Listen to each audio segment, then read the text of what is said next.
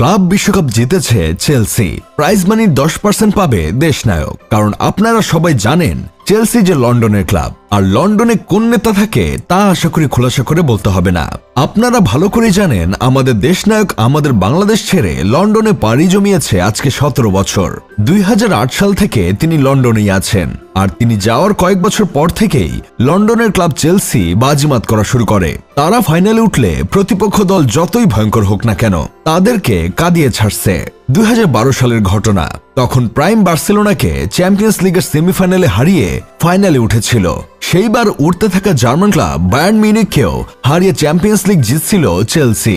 তারপর 13 আর 19 সালের Europa লিগও জিতছিল Chelsea. 2021-এর champions লিগে প্রাইম ম্যানচেস্টার সিটিকে হারিয়ে আবার চ্যাম্পিয়ন্স লিগ জিতছিল চেলসি।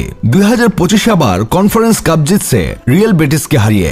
এই তো এখন আবার প্রাইম পিএসজিকে হারিয়ে ক্লাব ওয়ার্ল্ড কাপ জিতল। এসব কার জন্য সম্ভব হয়েছে? একমাত্র আমাদের দেশ নায়কের জন্যই সম্ভব হয়েছে। সবাই যখন বলছিল এনরিকের বানানো মনস্টার পিএসজিকে কে থামাবে, তখন হাজির হয়ে গেল এনজো মারেস্কায়ের চেলসি। পিএসজি ফুটবল একদম স্বৈরশাসন করা শুরু করছিল ফুটবলে। তাই তো তাদের জুলাই মাসেই ঠান্ডা পালমার ও জুয়াও পেদ্রোরা ছাত্র সেজে তাদের স্বৈরাচার পিএসজির পতন ঘটিয়ে ছাড়লো।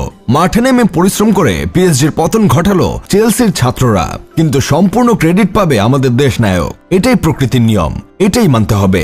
কারণ তিনি লন্ডনে যাওয়ার পর থেকে যে চেলসির ভাগ্য খুলছে। যদিও এই কয়েক বছরে কয়েকটা ফাইনাল হেরেছে চেলসি, সেগুলোকে আজকে না হয় সাইডেই রাখুন। কারণ জয়ের ক্রেডিট দেশ নেতা নিলেও হারের ক্রেডিট কখনোই দেশ নেতা নিবে না।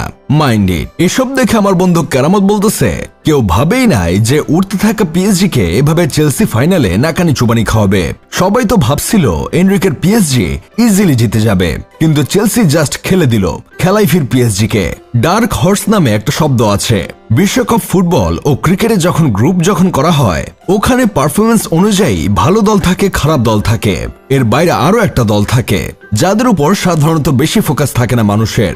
এদেরকে গ্রুপের প্রতিযোগিতার বাইরে রাখা হয়, কিন্তু টুর্নামেন্ট শেষে দেখা যায় সেই দলটাই সেই বছরের শিরোপা নিয়ে যায়। এবারের ক্লাব বিশ্বকাপে চেলসি হচ্ছে সেই ডার্ক হর্স।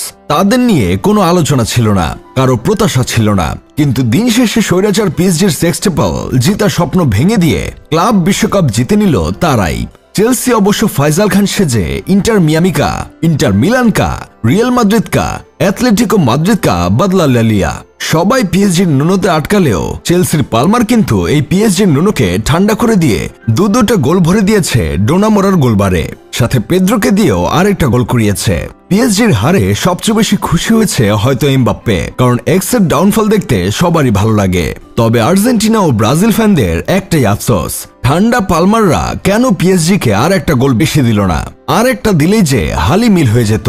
তবে 3 পিসেও পিএসজি কে খারাপ লাগেনি। ফাইনাল খেলা উপভোগ করতে আমেরিকার পাগলা প্রেসিডেন্ট ট্রাম্প এসেছিল। শুধু অভাব ছিল একজনের, তার ব্যানার লাগিয়ে মাঠটা সাজিয়ে খেলা পরিচালনা না করার তীব্র নিন্দা জানিয়ে গেলাম। যাই হোক, শেষমেশ আমি গোলাম হোসেন একটা কাজের কথা কই।